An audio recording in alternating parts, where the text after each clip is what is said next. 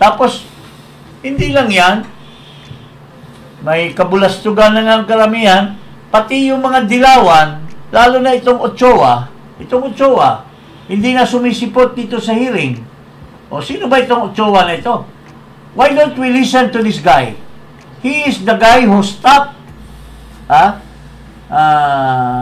allegedly Morales from pursuing his investigation.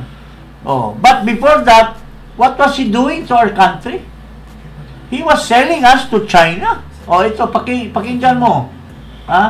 Yung sinasabi ni General Parlade. Ang tanong, ano ang ginawa nila nung ang mga isla na ito ay ay tinatambakan? Sabi nila, ang comment ng isang netizen, sabi niya, tulog ka ba nung nagpa-file ang gobyerno doon sa arbitration? Tulog daw ako. Sabi ko, hindi nga ako makatulog kasi at that time nandun ako sa J3 sa operations ng Armed Forces at nire-report namin itong mga reclamation na ito ng INCHEC doon sa West Philippine Sea, panahon ni Pinoy, pero hindi nila pinapansin. Lately, nalaman namin, 2017 ito nung nalaman ko, yung pala, ang may clearance nito, si Executive Secretary Paquito Ochoa. Ito, pangalanan ko na para tumimik na ito. Ito kaya pala, every week, ito si E.S. Ochoa, nandun sa Basilan, sa Zamboanga, para mangolekta nung share niya doon sa mga dolomites at sa mga lupa na dinadala doon sa West Philippine Sea.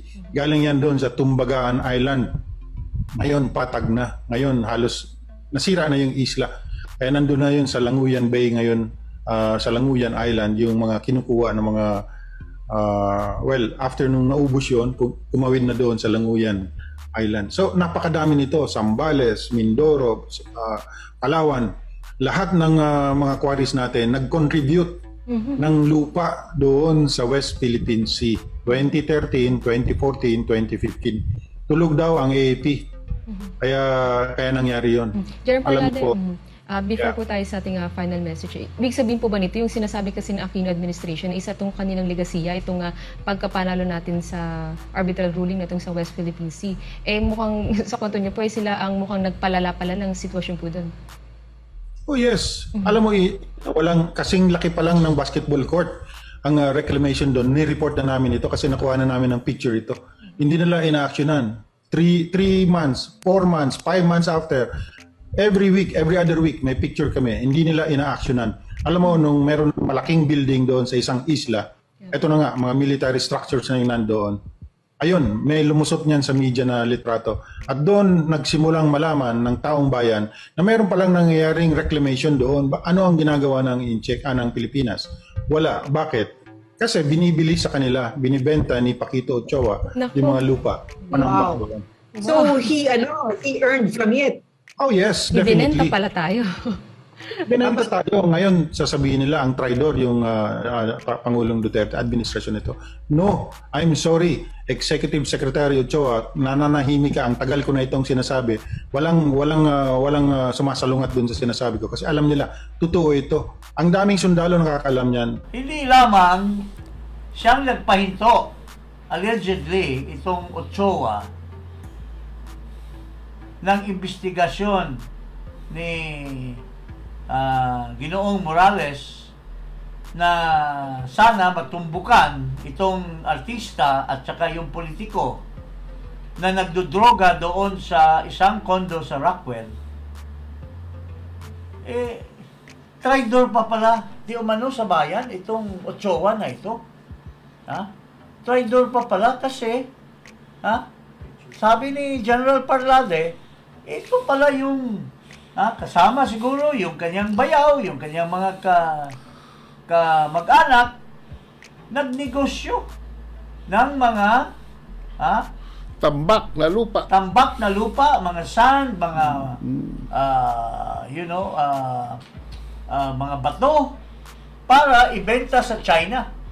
Kaya ito po ang dapat bitayin itong mga taong ito kasi sila ngayon ang nagbigay ng China ng materyales para gumawa ng mga islands, mga isla, mga instalasyon mga ano pa dyan, Fortification, airport, building, fortification. airport. Kasi pinagpipirahan ang ating bansa. Pero nasaan ito ngayon? Itong mga di umano yung mga traidor. Sino ang kakampi? Sino ang mga kaibigan? Kailan lamang, mga kababayan, dito sa makikita mo sa picture, ha? Sino ang mga kasabwat at kakampi? Ito, ha? Sino ba yan? Ito si Ochoa. Yung La Sierda. Itong Domingo. Sino yung naka-blue na babae?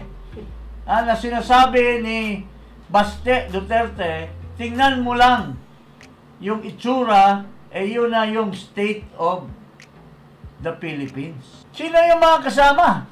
Yung nagpapasasa sa ating bansa. Itong Amerikano na negosyante na binigyan ng 15 years of extension ng ating Yun nakatayo. ating malampaya, walang bayad, giveaway. Na instead na kung pinabiding yung malampaya na yan, we would have made 10 to 20 billion ng windfall. Pero binigay lamang ng libre ni Marcos, kasi campaign donor, di umano. Tingnan mo, all along, itong mga tao nag-traidor sa bayan, di umano. Pero sino ang backer? Sino ang backer? Yung asawa. Naka-blue. Kaya ganun po ang Dark blue. ang lagim na nangyayari sa ating bansa ngayon, mga kababayan. So, paring Ado, kita na natin bakit naging lagim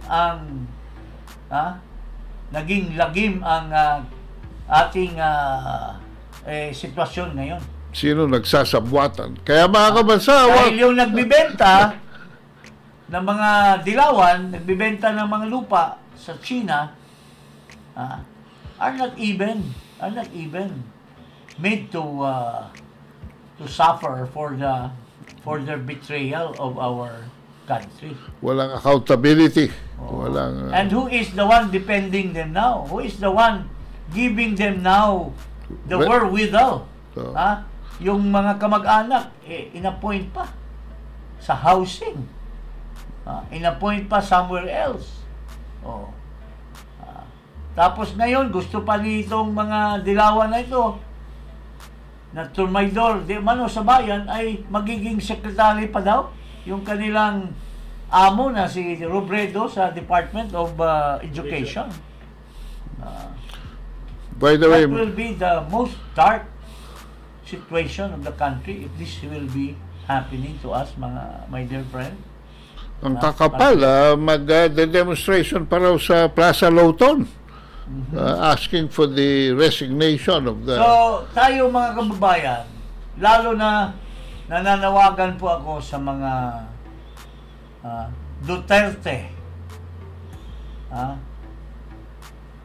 DDS. Magkaisa po tayo sa ating dating Pangulo. May mga rally sila na pinaggagawa ngayon. Doon ang mga issues ng ating bansa. Pakinggan natin, in spite of the fact na hinaharang, binabastos, dinideprive sa atin ang ating karapatan sa ating saligang batas. Pero we will not stop. We will continue and we will make our group bigger and bigger and bigger. At ito pa, itong ating mga kaibigan, mga sundalo, nagsasalita na po. Kasi yung kanilang kaibigan, kanilang kasama, ay ginagawa ngayon na fall guy dito sa West Philippine Sea. Si Admiral Albert Carlos. Yeah. Na nawawala ngayon at hindi pinapasalita. Abangan ang susunod na kabanata. Abangan ang susunod for para sa ating bansa. For the